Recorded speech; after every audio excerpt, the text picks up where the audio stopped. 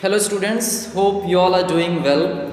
In this video today we will discuss the exercise part of chapter number 4.1, our quaking planet. So students please turn with me to page number 99. आज हम लोग page number 99 से exercise part discuss करेंगे. So students we will begin from Roman number 2. यहाँ पे है put a tick or a cross for each statement. यानी कि वह स्टेटमेंट जो सही है आपको वहाँ पे टिक करना है, and for the wrong statement you are going to put a cross mark. So our first question is a landslide can not cause a big earthquake.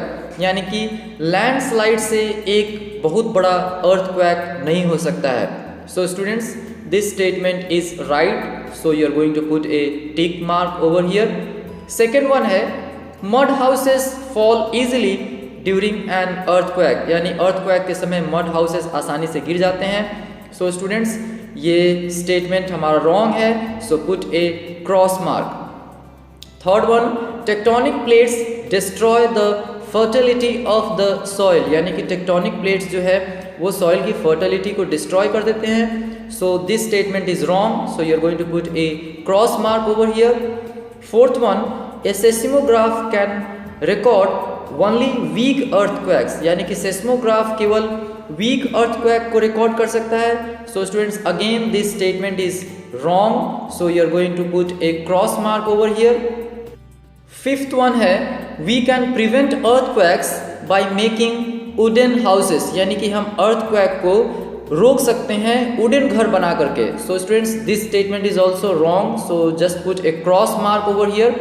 And sixth one we can construct buildings that won't fall in an earthquake. यानी कि हम वैसे building को construct कर सकते हैं जो earthquake के समय नहीं गिरेगा. So this statement is right, so you are going to put a right tick mark. And seventh one है an earthquake always cause a great loss of life and property. यानी कि अर्थक्वेक से हमेशा life और property की ज़्यादा नुकसान होती है. So this statement is wrong, so you are going to put a cross mark. And eighth one, big earthquakes are caused when locked tectonic plates break free. यानी कि बड़े earthquake तब होते हैं जब tectonic plates जो है जो लॉक होते हैं वो फ्री हो जाते हैं. So students this statement is right, so put a right tick mark. Now please turn with me to page number 100. यहाँ पे है word power. Roman number 1, choose the most appropriate meaning of the underlined word in each sentence. तो यहाँ पे students यहाँ पे कुछ sentence दिए गए हैं, एंड हर सेंटेंस में एक वर्ड जो है वो अंडरलाइन है, एंड नीचे कुछ ऑप्शंस दिए गए हैं. हमें अप्रोप्रिएट वर्ड चूज करना है जो अंडरलाइन किए गए वर्ड से मिलता जुलता हो. So students let's start. First one है earthquakes are beyond man's control. यानी कि अर्थक्वेक जो है वो इंसान के कंट्रोल से बाहर है. So the word underline here is beyond, and यहाँ पे ऑप्शन नंबर ए है आउट ऑफ, बी में है विदाउट, एंड सी में है more than. So the right answer is out of. The right answer is out of. Earthquakes are out of man's control. इसी तरह आपको second, third, fourth, fifth and sixth को बनाना है. सेकेंड वन है panic can only aggravate the situation. यहाँ पे aggravate जो है वो अंडरलाइन है, सो इसका सेम मीनिंग मिलता हुआ वर्ड्स हमें यहाँ से चूज करना है. So your right answer will be worsen. Panic can only worsen the situation. Third one है earthquakes have a positive point also. यहाँ पे वर्ड जो अंडरलाइन है वो है पॉजिटिव, एंड यहाँ पे ऑप्शन नंबर ए में है यूजफुल, बी में है इफेक्टिव, एंड सी में है additional. So your right answer is useful. Earthquakes have a useful point also. Fourth question है we have probably a million earthquakes a year. यहाँ पे अंडरलाइन वर्ड है मिलियन. सो आपको यहाँ से अप्रोप्रिएट वर्ड चूज करना है तीन ऑप्शन से. So the most appropriate word is option number A 10 lakh. Fifth question है mud can withstand the tremors of an earthquake. यहाँ पे वर्ड अंडरलाइन है विथस्टैंड, एंड यहाँ पे 3 ऑप्शन है resist, control, tolerate. So first option ज़्यादा appropriate है, resist. We can resist the tremors of an earthquake. And हमारा लास्ट 6th क्वेश्चन है, earthquakes are much more common than most of us think. So the word underlined here is common. And यहाँ पे 3 options हैं, simple, ordinary and frequent. So the right answer is frequent. Earthquakes are much more frequent than most of us think. So students, इस तरह से आपको appropriate word choose करना होता है. Now let's move towards page number 101. यहाँ पे है give the adjective form of each of the following nouns. यहाँ पे कुछ नाउन्स दिए गए हैं स्टूडेंट्स, हमें इसका एडजेक्टिव फॉर्म देना है। सो फर्स्ट वन है mud, so your answer will be muddy. Second one zone, zonal. Atom, atomic. World, worldly. Wood, wooden. Death, deadly. Science, scientific. Violence, violent. Seismology, seismological. Destruction, and your answer will be destructive. Now let's move towards grammar in use.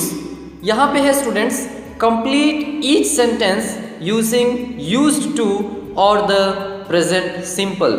यानी कि students यहाँ पे नीचे कुछ sentences दिए गए हैं, हमें उन्हें यूज्ड टू या सिंपल प्रेजेंट टेंस की मदद से हमें इन्हें कंप्लीट करना है। So the first one is already given for you. यहाँ पे फर्स्ट एग्जांपल ऑलरेडी दिया गया है, I dash a car but now I have sold it. Bracket में यहाँ हैव है, तो what is the instruction, used to से हमें कंप्लीट करना है। So your answer is I used to have a car but now I have sold it. So students, इसी तरह आपको second, third, fourth, fifth, sixth, seventh and 8th का answer complete करना है। सेकेंड वन है, इसका भी आंसर आपको प्रोवाइड किया गया है यहाँ पे already. What games dash when you were a child. Bracket में है यू प्ले। तो स्टूडेंट्स, इसका आंसर यहाँ पे प्रोवाइड किया गया है, what games did you use to play when you were a child. Question number 3 है, when I was a child I dash chocolate very much. So students, यहाँ bracket में क्या दिया गया है, like. So your answer will be when I was a child I used to like chocolate very much. When I was a child I used to like chocolate very much. Next question है, question number 4, I dash to work by car but now I dash a car.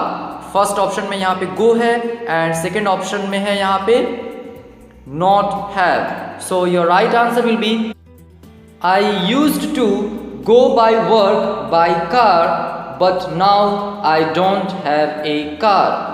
I used to go to work by car but now I don't have a car. Now 5th question है, Mary loves watching TV. She does TV every evening. Bracket में है यहाँ पे watch. So your right answer will be Mary loves watching TV. She watches TV every evening. Mary loves watching TV. She watches TV every evening. 6th question है, we dash in Delhi but now we dash in Ghaziabad. यहाँ पे दोनों option में क्या दिया गया है, option number 1 में भी लीव है एंड सेकेंड वाला भी लीव है। So your right answer will be we used to live in Delhi but now we live in Ghaziabad.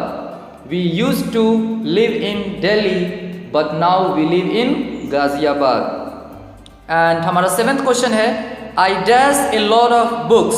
Bracket में रीड है एंड इसका लास्ट पार्ट है but I dash much these days. Bracket में है not read. So your right answer will be I used to read a lot of books but I don't read much these days.